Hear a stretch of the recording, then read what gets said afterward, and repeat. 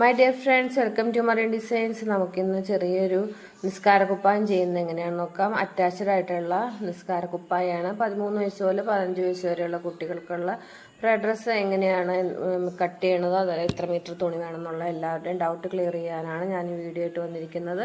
വിശദമായിട്ടുള്ള വീഡിയോ നമ്മുടെ ചാനലിൽ അപ്ലോഡ് ചെയ്തിട്ടുണ്ട് കേട്ടോ. അപ്പോൾ ആദ്യം 3 മീറ്റർ മെറ്റീരിയൽ എടുത്ത് ഇതുപോലെ ഫോൾഡാക്കി കൊടുക്കുക.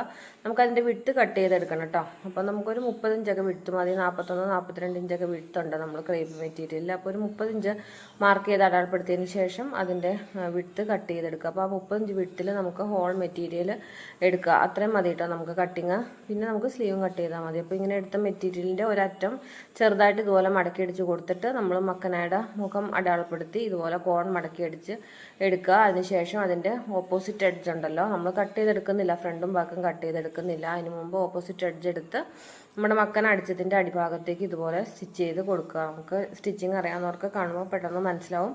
പിന്നെ നമുക്ക് സ്ലീവൊക്കെ അറ്റാച്ച് ചെയ്തതിന് ശേഷം സൈഡ് ജോയിൻ ചെയ്ത് വരുമ്പോൾ താഴ്ഭാഗത്ത് വരുമ്പോൾ ആണ് നമ്മൾ ഇതുപോലെ അടിഭാഗം കട്ട് ചെയ്തെടുക്കുന്നത്.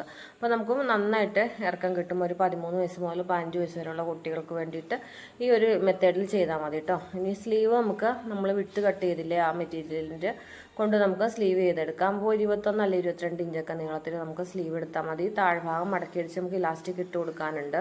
അപ്പോൾ ഒരു 22 ഇഞ്ച് നീളത്തിന് നമുക്ക് 4 പീസ് ഇതുപോലെ കട്ട് ചെയ്തെടുക്കാം. സൈഡ് സെൻറ്റർ പോർഷൻ ഓപ്പൺ ആയിട്ട് ഇരിക്കുമല്ലോ, നമ്മൾ സൈഡിൽ നിന്നാണല്ലോ കൈ എടുക്കുന്നത്. അപ്പോൾ അതൊന്ന് ജോയിൻ ചെയ്ത് എടുത്താൽ മതിയാവും. അപ്പോൾ അത്ര അളവിൽ മെഷർമെൻറ്റ് എടുത്തിട്ട് നമുക്ക് സൈഡിൽ അടിഭാഗത്ത് ഇലാസ്റ്റിക് ഇടാനുള്ള ഭാഗം കുറച്ച് വിട്ട് കുറച്ച് കട്ട് ചെയ്തെടുക്കുക. മുകൾ ഭാഗം ഓപ്പൺ ആക്കി കൊടുക്കുക. പിന്നെ നമുക്ക് ഇലാസ്റ്റിക് ഇടാനുള്ള ബാൻഡും കൂടി കട്ട് ചെയ്തെടുത്ത് കഴിഞ്ഞിട്ടുണ്ടെങ്കിൽ നമ്മുടെ കട്ടിങ് കഴിഞ്ഞിട്ടുണ്ട്. അപ്പോൾ ഇത്രയേ ഉള്ളൂ.